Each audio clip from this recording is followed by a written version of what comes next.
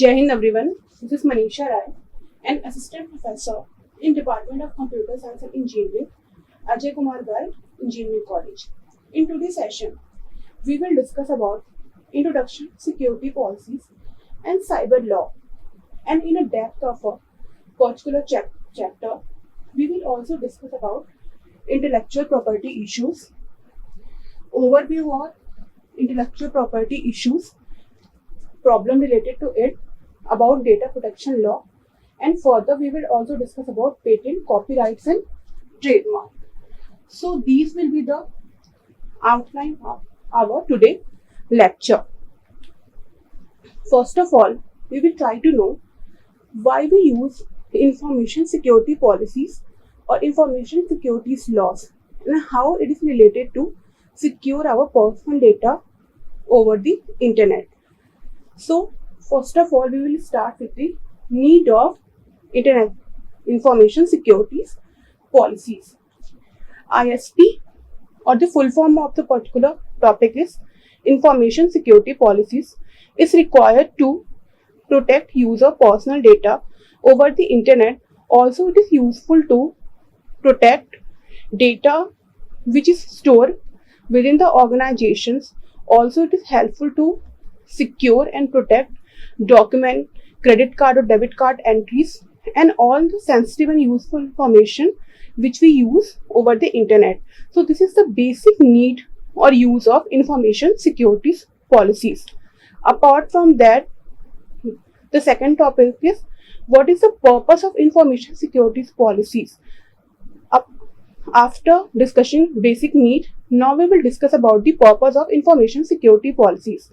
So the first purpose of information security policies is it is required to protect a sensitive document and the information over the internet. Also, it is detect and minimize the impact of any kind of cyber threat and cyber issue if it is targeted any kind of sensitive information or sensitive document. Also, it is protect the reputation of the organization. So now we will try to understand how it will be helpful to protect the reputation of the organization.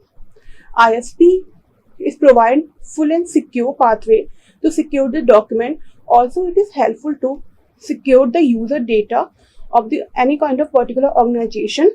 So in a particular manner, definitely it will be helpful to protect the reputation of that particular organization also. Apart from that, we will further discuss some more purpose of the information security policy. Apart from securing the sensitive information and maintain the reputation of the organization, ISP is also useful to detect or find the pathway of any kind of cyber threat. Also, it is useful to protect the sensitive information of the end user or the third party which is related to the particular organization. So these will be some basic need or some basic useful purpose of the information securities policies. Further, we will try to distinguish same topic in a particular depth. So it is also helpful to provide access control. What is mean? ISPs provide role V option for the particular data. It means it is provide secure pathway or secure channel to access the data. Only a restricted person or restricted group of person within the organization will be able to access particular information. Apart from that, it will provide data classification, encryption, remote access. One user can access their data from another geographical location. It is provide acceptable use of data. Apart from that, it is also helpful to provide backup of the data, find the pathway of any kind of cyber threat, provide physical security. If a user want to change their password or want to secure their data in a more protected way, it is also helpful to provide these kind of facilities to the organization or to the user. So this is the basic overview of or basic information of the related to information security policies, which is cover their need and purpose within the organization. After that, we will discuss about the introduction to Indian cyber law. So firstly, we have already discussed about the what is intellectual or information security policies, and then further we have discussed about the need of the ISP and also the purpose of the ISP. But just to apply the ISP, first of all, any kind of organization or any kind of person need a secure law. So this is law is provided by the government of that particular country.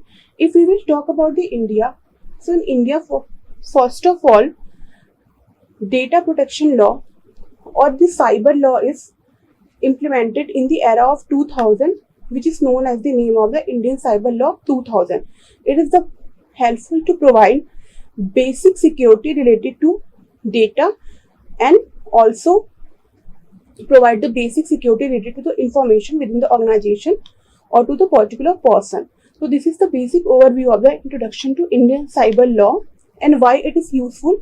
It is useful to protect data of the organization. It is useful to protect data of a particular person, also protect user sensitive information through the internet. And if any kind of misbehavior is happen with a particular organization or with a particular person, so with the help of Indian cyber law, it will be helpful to fetch the real culprit, and also it will be helpful to apply related charges to that particular crime to that person or to the organization. So this is the basic overview or basic introduction of the Indian cyber law. Also, Indian cyber law is further extended in the form of data protection law or also in the form of intellectual property right. So after that, we will discuss the basic important or basic need of Indian cyber law. It is helpful to cover all the transactions over the internet. Also, it is helpful to track all kind of information which is circulated over the internet and every kind of action or reaction which is related to cybercrime. What it is mean? First of all, we will discuss it is cover all transaction over the internet. It means if any kind of transaction related to money, it's happen over the internet or it is happen with the channel of digital medium. So with the help of Indian cyber law, we can track that information and it will be helpful to find out that transaction is genuine or not. Also, it is track every kind of activities which is circulated over the internet. So with the help of Indian cyber law, if any kind of suspicious activity is going around over the internet, so we can track that, and if any kind of person or any kind of organization is involved in that suspicious activities, so with the help of Indian cyber law, we can apply related charges or related section to against that particular person or against that particular organization. So these are the basic fundamental importance or need of the Indian cyber law. Then it is also helpful to provide further extended manner, like with the help of Indian cyber law, we can cover any kind of internet fraud. We will also helpful to protect our intellectual property right, which is further distinguished in the part of copyright, trademark and patent. If any kind of harassment, stalking and defamation is happen over the internet, so with the help of Indian cyber law, we can punish that particular person or we can punish that particular organization who is involved in this such kind of suspicious activities. Also, it is provide freedom of speech through the internet. It is helpful to protect or trying to find out or trace the trade secrets over the internet, and also provide a comprehensive security related to data and related to document to the user and to the organization. So these are the basic wide area of Indian cyber law. After that, we will discuss advantages of Indian cyber law. So regarding advantages of Indian cyber law, first of all, it will cover the advantage related to organization. In an organization, it is helpful to provide digital signature, or it is also helpful to provide and protect sensitive document information related to organization, and also provide the role view option of that particular organization, so they can provide access control to their data or to their documents, and they can control who can access their data and for what kind of purpose clients or customer using their data. So this is the basic information related to advantages of Indian cyber law. After that, it is also helpful to provide e-government facilities to government. What is this?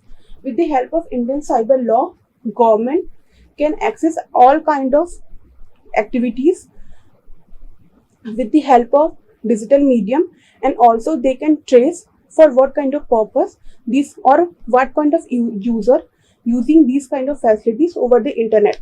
So Indian cyber law is also helpful to protect benefits or intentions of the government over the internet.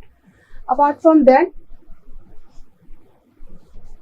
Indian cyber law, it is also helpful to protect both hardware and software related to cyber crime, and also it is provide a security related to both hardware and software in the form of digital protection data. So this is the information related to advantages of Indian cyber law. After that, we will discuss about the objective and scope of Digital Personal Data Protection Act 2023. First of all, we have to understand what is Digital Personal Data Act 2023. Before that, we have already discussed about the ISPs, need of ISPs and purpose of ISP. After that, we have discussed about the Indian cyber law, need and advantages of Indian cyber law. Then now we will discuss about the Indian Digital Personal Data Protection Act 2023. So earlier I have already informed, first of all, law related to cyber crime or cyber security is introduced in India in the era of 2000. But this kind of data is comprehensively cover the data related to organization and software and hardware data. But nowadays, most of the user store their personal data over the internet and over the social networking site. And for that, we have already invited so many outside countries within the India to provide their facilities to Indian user. So just to protect sensitive information of the Indian user over the internet, right now it is much more required to extend our Indian cyber laws in a much more depth manner, so comprehensively it can cover user data in a much more secure manner. For this kind of purpose, we have already introduced Digital Personal Data Protection Act 2023. So this is the basic background of the DPDP Act. First of all, it was introduced, or the framework of that act was introduced in the 2017. In the year of 2019 to 2021, the committee is formed. The basic ideas was also launched in the era of 2018, and the new draft related to DPDP was introduced in the era of 2022, and the final act was introduced in the era of 2023 to protect Indian user data over the internet. So this is the basic feature or description related to Digital Protection Data Act 2023. First of all, we will discuss about the objective of DPDP Act, then key component of DPDP Act, and in the last, we will discuss about the silent feature of the DPDP Act. So what is the basic objective of the DPDP Act? Basic objective of the DPDP Act is to secure Indian user personal or sensitive data over the internet or any kind of data which they use digitally, that is will be secure, and also provide a backup of that data to the Indian government. So this is the basic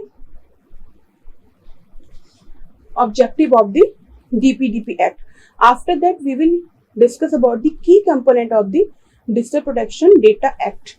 So key component of the DPDP Act, you see, it is helpful to provide online safety and the trust. If any kind of suspicious activity is happen on online medium, so with the help of DPDP Act, we can secure the client or the user sensitive information. Also, it is provide data privacy to the user and to the organization. So this is the basic key component of the DPDP Act, and these are the silent feature of the DPDP Act. It is helpful to provide Digital India goal to our government, so much more transaction or activity is happening through the internet. So this is the silent feature of the DPDP Act. So in the next silence slide, we will discuss about the key terms of the DPDP Act. So these are the 4 key terms of the Person Data Protection or the Digital Data Protection Act. First of all, it will be helpful to provide data processor, data principal, data processing, and critical data, personal data. What does it mean? It means with the help of Person Data Protection Act, we can finalize who is using the data, for what kind of purpose they are using the data, and which organization and which person is involved as the end user for the data. So it is comprehensively cover all the aspect of the digital data protection or data protection. So this is the basic key terms of the PDP Act. Here we can discuss about the some type or some kind of the intellectual properties issue. So before that, we have discussed about the ISP. After that, we have discussed about the Indian cyber law need and advantages. Then also we have in an extensive manner we have covered the issue related to the DPDP Act or Digital Data Protection Act. After that, further, it will be helpful to provide security related to intellectual property issues. So what is intellectual property issues? In this slide, we will discuss about that. IPI or intellectual property issues is a kind of issues with the help of that we can cover or we can secure any kind of idea of any kind of a person or the organization which they want to share over the online. Like if a person want to write a book, so we can provide a copyright to that particular organization or to the particular person. So in a future they can gain some advantages through that IPI. So IPI or intellectual properties issue is further distinguished into sub part. First part is patent. Then we will discuss about the copyright, trademark, design, database, and trade secret. These are the some areas of intellectual properties issues. So here we will further or discuss why we use intellectual properties issues. Intellectual properties issues is helpful to provide registry regarding issues. Also, it is helpful to protect database of the particular data. Also, why we face challenges regarding to intellectual properties issue, because IP lawsuit, lack of awareness, portfolio management, privacy and protection, business concept and investigation stages. These are some issues, or we can say that the challenges related to the intellectual properties issues. So here we will discuss about the overview of intellectual property related legislation in India. So what kind of challenges we have faced in India related to intellectual properties issue? First of all, current data is not able to provide a complete secure channel to any kind of user or any kind of organization if they want to share their ideas or unique ideas over the internet. So in the future, no other person steal their ideas, will steal their thought. So just to cover that issue or cover that problem, we need a much more secure data act to provide a complete channel related to intellectual property related legislation in India. Also, it is not helpful to provide a complete secure channel for the organization data and documentation. So if we will be able to overcome from this problem, so now we can say that our Data Protection Act 2023, it will be helpful to provide a complete secure manner for the DPDP Act or intellectual properties issue. Further, we have already discussed about some kind of the intellectual properties rights. So first of all, we will discuss about the first kind, that is known as the patent. So here we will discuss about the basic overview of the patent. After that, we will discuss about the basic overview of the copyright, and further we will discuss about the basic overview of the trademark, and then in a final slide we will compare all these three with each other. So what is patent? Patent is known as if any user has any unique idea or thought about any kind of, we can say that any kind of design, any kind of approaches, so they can file a patent for that idea. So in a future, if any person want to use that idea, so first of all they have to contact with the generator or of that patent. So this is the basic overview of the patent. Patent is helpful to provide the uniqueness of the ideas. Further, we will discuss about the type of patents. In a area of the patent, it is also distinguished in some further parts. The first of the utility patent, it is helpful to provide any kind of legal perspective. After that, second idea is about the design patent. It is related to any kind of designing purpose.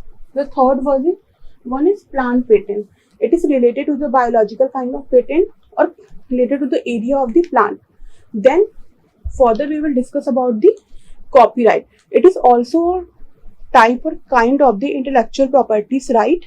In a copyright, if any person write anything over the internet and if they have a copyright related to that writing, so in a future if any second person want to use their idea, so first of all they have to provide